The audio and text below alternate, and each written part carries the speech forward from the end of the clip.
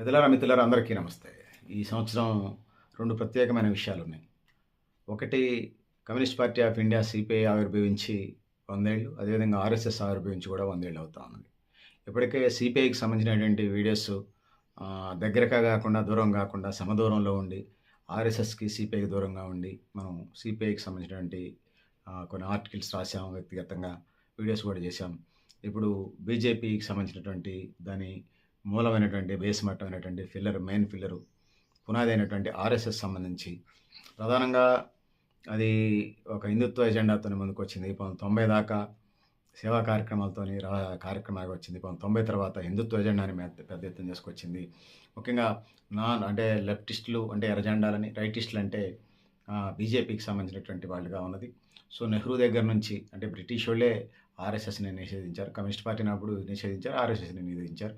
So, దాని తర్వాత scene cut చేస్తే రహస్యంగా కమ్యూనిస్టులు పనిచేసుకుంటూ వచ్చారు. బీజేపీకి సంబంధించి కూడా బీజేపీకి ఏమైనా ఉన్నదా దేశ స్వతంత్ర పోరాటంలో అంటే, భగత్ సింగ్‌ని ఉరితీసేటువంటి టీంలో రాజ్‌గురికి ఆశ్రయం ఇచ్చింది మా ఆర్ఎస్ఎస్ అని చెప్పేసి వాళ్ళు చెప్తా ఉన్నారు. దాంతోని పాటు కొన్ని కార్యక్రమాల్లో పాల్గొన్నట్టుగా చెప్తున్నారు. మేము ఎక్కువ పాల్గొనకపోవడానికి ప్రధానమైనటువంటి కారణం మా ఆర్ఎస్ఎస్ మీద నిషేధం ఉండటం. అప్పటికే అది కొత్తగా ప్రారంభించిందనేది. తెలంగాణ సాయుధ పోరాటానికి వచ్చినప్పుడు మేము పెట్టిందే 1945లో ఆ సంఘం.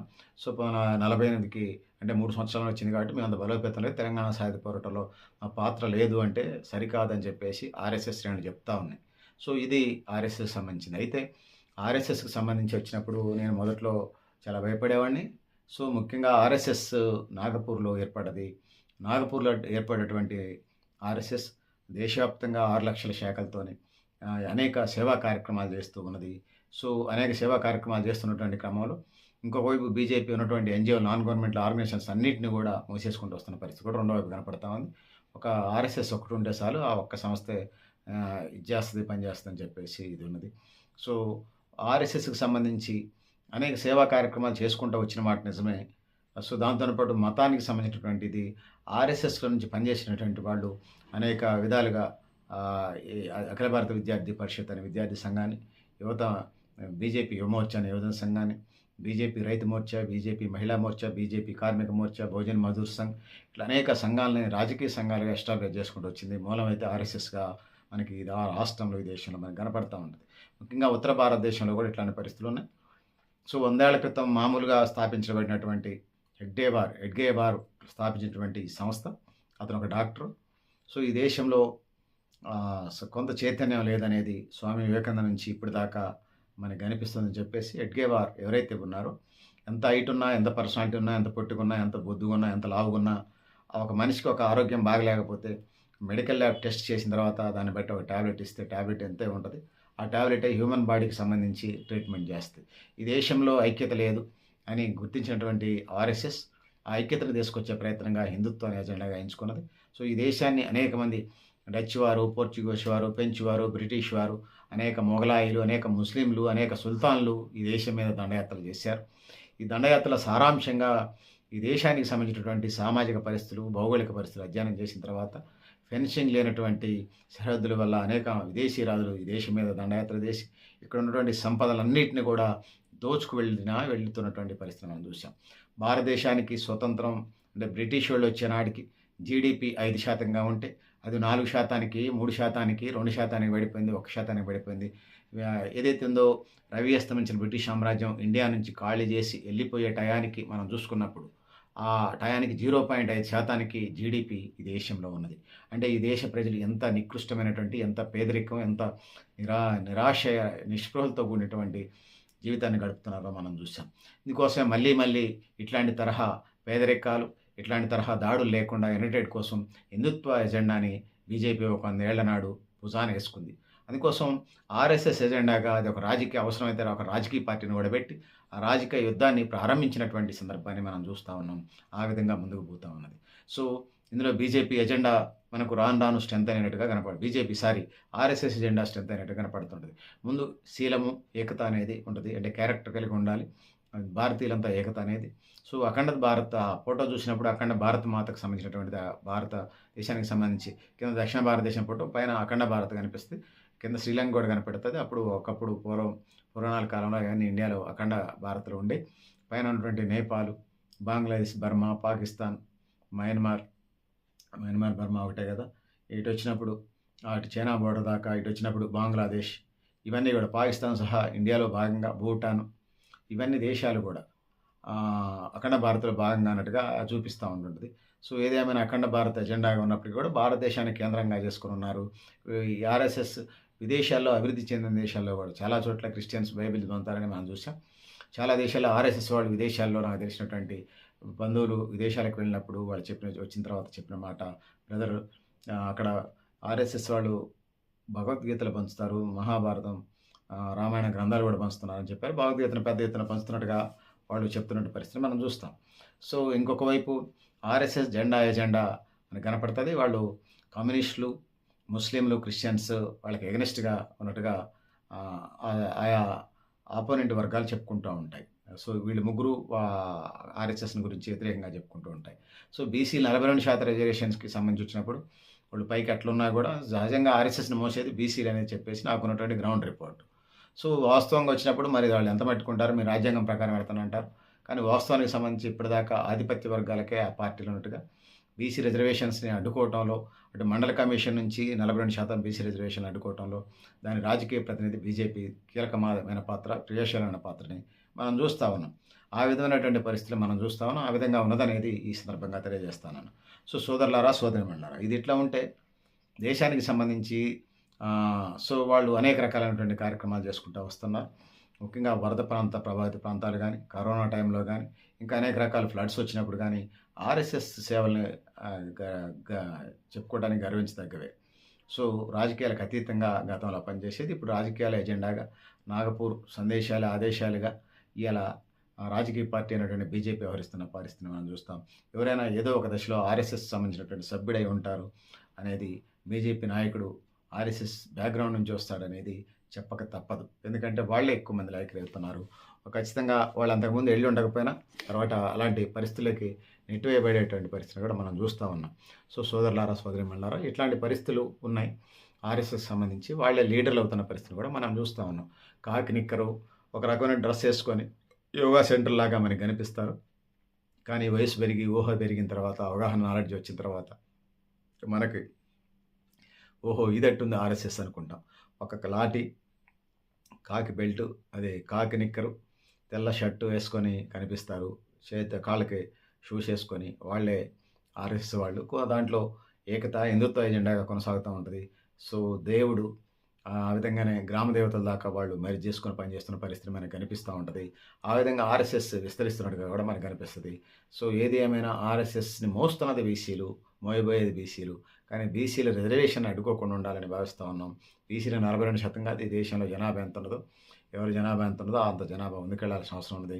ముఖ్యంగా కోటి కులాంతర వివాహాలు ఉన్న తర్వాత, కోటి కులాంతర వివాహాలు జరిగిన తర్వాత కూడా ఈ దేశంలో కుల వ్యవస్థ ఉన్నది కాబట్టి ఖచ్చితంగా కులం ఉన్నది. ఆ కులాల ప్రకారం పెళ్ళిళ్ళు జరుగుతున్నాయి. ఒకవేళ ఎక్కడైనా ఇంటర్ కాస్ట్ మ్యారేజ్ జరిగినా కూడా రెండో తరానికి, మూడో తరానికి వచ్చినప్పుడు మళ్ళీ కులం లోపలే పెళ్ళిళ్ళు జరుగుతున్నాయి.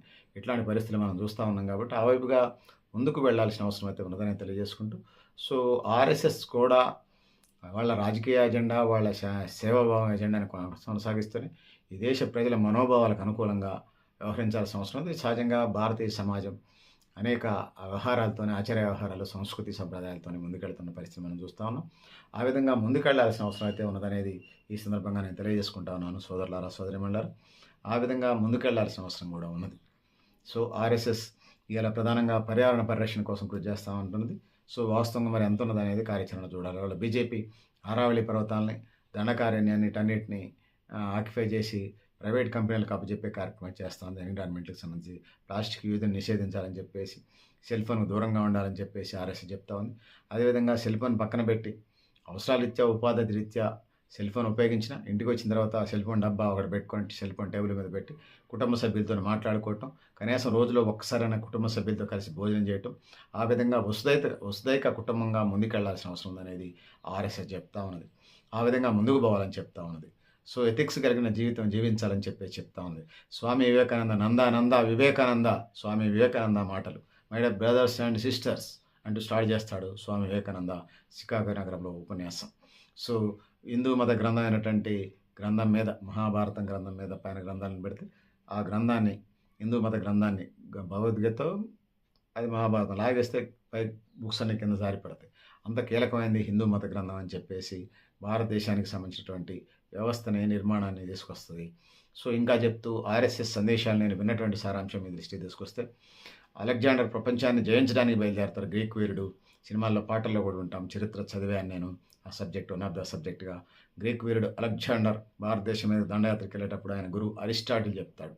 అక్కడి నుంచి మట్టిని, అక్కడి నుంచి జ్ఞానాన్ని అంటే గురువుని, అక్కడి నుంచి ఆయుధాన్ని, అక్కడి నుంచి కొన్ని వస్తువుల్ని, అక్కడి నుంచి కొంతమంది పండితుల్ని తీసుకొని రమ్మంటాడు. 5గురిని తీసుకొని రావటం వల్ల ఆ గ్రీక్ దేశం కూడా ఆ విధంగా భారత భూమి, మాతృ సంస్థ అంత గొప్పతనంగా ఉంటుందని చెప్పేసి గ్రీక్ వీరుడు అలెగ్జాండర్ గురువు చెప్పటం.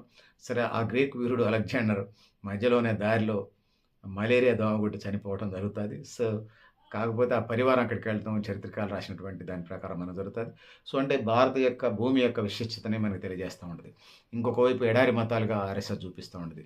ఎందుకంటే ముస్లిం, క్రిస్టియన్ మతాలని ఆ విధంగా చూపిస్తూ ఉంటుంది.